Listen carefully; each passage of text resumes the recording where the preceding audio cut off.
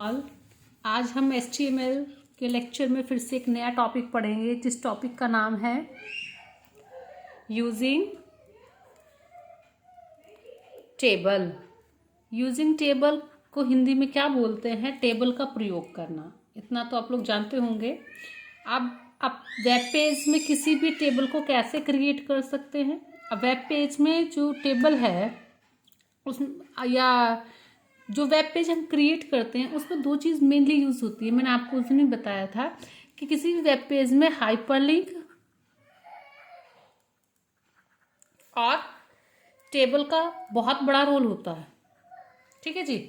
और इनका यूज़ भी अधिक होता है। क्यों? जो टेबल होती है इसका यूज़ किस लिए होता है? किसी भी टेबल का यूज़ उसमें डाटा जो भी हमारी इंफॉर्मेशन है उसको एक व्यवस्थित रूप देने के लिए या उसको एक अच्छे तरीके से प्रदर्शित करने के लिए इसका प्रयोग किया जाता है। टेबल बनाने के लिए टेबल का जो टैग है वो ये होता है। ठीक है जी, ये इसका टेबल टैग है। अब इस टैग के साथ साथ टेबल के प्रत्येक एक रो होती है, एक कॉलम होती है। आप ऐसे समझिए जैसे ये एक टेबल है, अगर हम इसको बॉर्डर नहीं देते हैं, जो टेबल होती है, जैसे अगर मैंने लिखा नेम कोई भी और क्लास, अगर मैं ऐसे करती हूँ, एक टेबल है, लेकिन जब तक मैं इसको बॉर्डर नहीं दूंगी तो वो इस तरीके से शो करेगी। ऐसे दिखाने के लिए हमको एक बॉर्डर का यूज होगा। और ये जो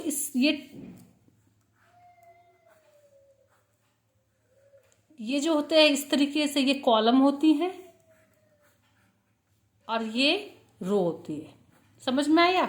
इसको क्या बोलते हैं हम? ये होती है आपकी रो। आई होप इतना आपको समझ में आया होगा मैंने क्या समझाया। एक आप जो वेब पेज होता है, वेब पेज में मोस्टली दो चीज़ों का यूज़ होता है। पहला होता है हाइपरलिंक और दूसरा होता है टेबल। इन दोनों का वेब पेज क्रिएट करने में बहुत ज़्यादा यूज़ किया जाता है। हाइपरलिंक ऑलरेडी हम डिस्कस कर चुके हैं।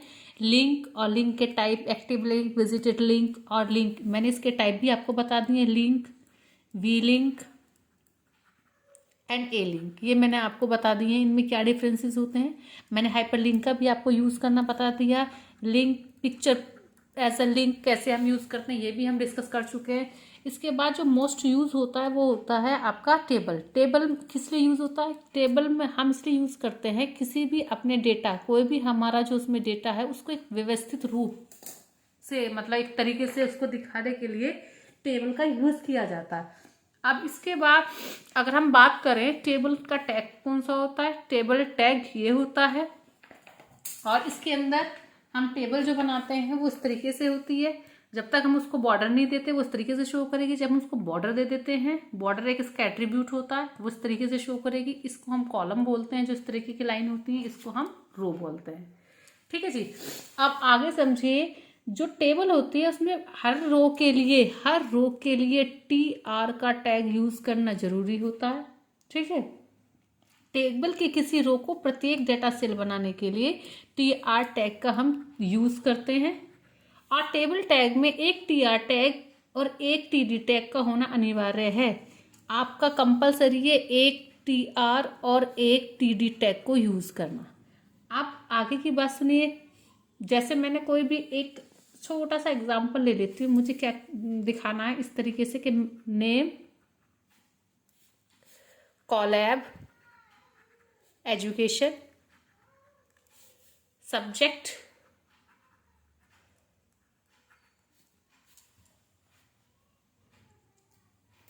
इसमें मैं अगर आपको फिल कर दूँ कंप्यूटर साइंस, टॉपिक HTML, सब टॉपिक और सब टॉपिक लिखना है, सब टॉपिक टेबल। ठीक है। अगर मुझे ये टेबल क्रिएट करनी है तो इसके लिए मुझे क्या करना होगा?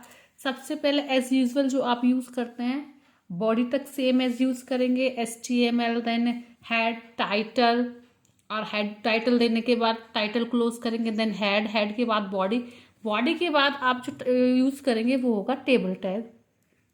टेबल टैग के बाद मैंने बताया हर एक रो के लिए, ये आपकी कितनी रो, 1 2 3 4, ये समझ लीजिएगा आपकी 4 रो हैं। तो आपको 4 जगह टी आर यूज़ करना पड़ेगा। पहले टी आर लिया आपने, टी आर में क्या करेंगे आप, जो ये डेटा होगा ये होगा आपका टी डी में, T R T D. T D में क्या लिखेंगे आप,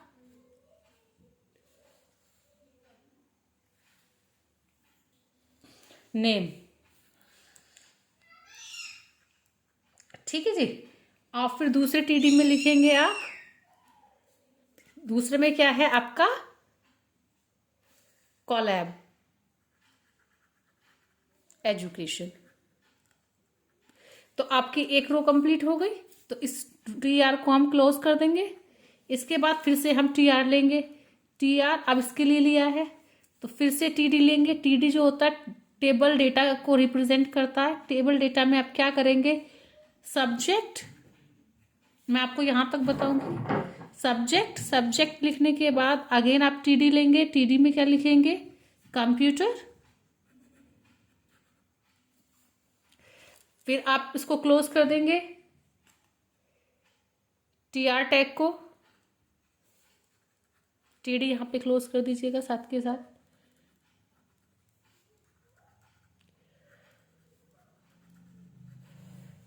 और जब आपका टेबल ये जहाँ अभी जो भी आपको डेटा यूज़ करना है, जैसे आप थर्ड रो के लिए फिर टी आर टैग लेंगे, फिर उसके बाद टी डी बेस पे फिर आप फर्स्ट टी डी लिख करके टॉपिक, फिर टी डी क्लोज, फिर दोबारा टी डी टैग लेंगे, उसमें आप लिखेंगे H T M L topic, then H T M L. फिर सबसे पहले आपने टी डी यहाँ पे टी आर लिया, टी आर के बाद टी डी लेंगे, टी डी में टॉपिक लिखेंगे, फिर टी डी क्लोज, फिर दोबारा टी डी लिखेंगे, फिर आप एच टी एम एल लिखेंगे, टी डी क्लोज, फिर आप तीसरी रो इस टी आर को क्लोज कर देंगे, फिर दोबारा टी आर लेंगे। इस तरीके से आप इसको यहाँ तक कर लेंगे। लास्ट में आप अपना टेबल टैग क्लोज करेंगे, then body, then H T M L. ठीक है जी। ये एक नॉर्मल जो कोडिंग है, ये केवल मैंने अभी आपको एक सिंपल कोडिंग बताया, इसमें ना मैंने कोई एट्रीब्यूट यूज़ किया है ना अभी इसमें कोई मैंने बाकी चीज़ों का यूज़ किया। केवल अभी मैंने जो आपको दिया है वो केवल एक स्ट्रक्चर बताया है, स्टार्टिंग में हम टेबल कैसे क्रिएट करते हैं। अभी इस पे आपका कोई भी बॉर्डर दिखाई नहीं देगा, ना ये लाइन दिखाई देगी जब तक आप इसमें बॉर्डर नहीं मेंशन करेंगे। आपको अगर बॉर्डर देना है तो उसके लिए आपको टेबल में ये टेबल टैग जो होता है यहीं पे आपको क्या लिखना होगा, टेबल, आगे border equals to 3 4 5 depends on you. तो अब इसमें क्या होगा, एक बॉर्डर दिखाई देगा। क्लियर जी। तो ये एक सिंपल एक स्ट्रक्चर हो गया कैसे हम टेबल टैग में टीडी का यूज करते हैं। टीडी का यूज किस लिए होता है,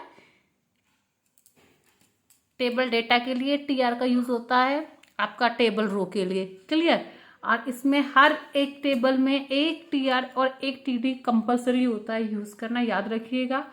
और जितनी बार आप टीआर यूज कर रहे हैं उसको, अगर आपकी रो कंप्लीट हो गया वहीं आपको टीआर क्लोज भी करना, फिर आपको दूसरी रो के लिए नया टीआर लेना होगा। जब आपके ये डेटा फिल हो जाएगा फिर आपको टीआर क्लोज करना है।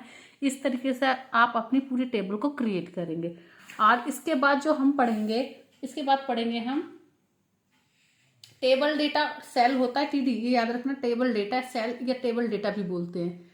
आप अगर आपको हेडिंग देनी है उसके लिए हम एक नया टैग यूज करते हैं टीएच, टेबल हेडिंग। जैसे आपको ये टेबल हेडिंग देनी है, मुझे यहाँ देना है आपका, अगर मुझे यहाँ डालना हो Colab education free classes for all competitive exam, तो ये मेरा क्या है, एक हेडिंग है। तो टेबल हेडिंग को अगर हम डिक्लेयर करते हैं तो टेबल हेडिंग को हमेशा किससे करेंगे, टीएच। उसके लिए हमारा जो टैग होगा टेबल हेडिंग, टेबल हेडिंग। तो आप सबसे पहले जैसी टेबल क्रिएट करेंगे टीएच यूज करेंगे।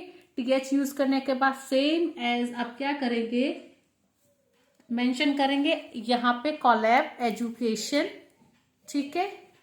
Free classes for all competitive exam यहाँ लिखेंगे, देन TH को क्लोज कर देंगे। क्लियर? आपको सेम वही करना है, कुछ नहीं करना है। टेबल क्रिएट करने के बाद आप एक TR लेंगे, क्योंकि एक ये भी TR टेबल रो है। आप यहाँ TH लिखेंगे, जो भी आपको हेडिंग देना है। अगर आपकी 2 हेडिंग आपको लगता है कि डबल उसमें है, तो आप क्या करना है, इससे 2 जैसे TD यूज़ किए, इस तरीके से आप TR का यूज़ करेंगे और उसके बाद उसको क्लोज करते जाएंगे। ठीक है जी। जैसे आपने पहला TH लिखा, अगर मुझे यहाँ पे इस तरीके से करना तो पहले यहाँ लिखती, फिर TH क्लोज, फिर दोबारा TH लेती, एजुकेशन लिखती। लेकिन मुझे ये पूरा एक लाइन में हेडिंग दिखाना है, तो मैं यहाँ पर 2 TH का यूज़ नहीं करूँगी, बस TR टैग लूँगी टेबल रो के लिए, इस रो के लिए, और यहाँ पे TH यूज़ करूँगी टेबल हेडिंग के लिए। पूरी हेडिंग लिखने के बाद TH यूज़ जो किया था मैंने उसको क्लोज कर दिया है, फिर TR क्लोज करने के बाद आगे की कंटिन्यू कर दूँगी।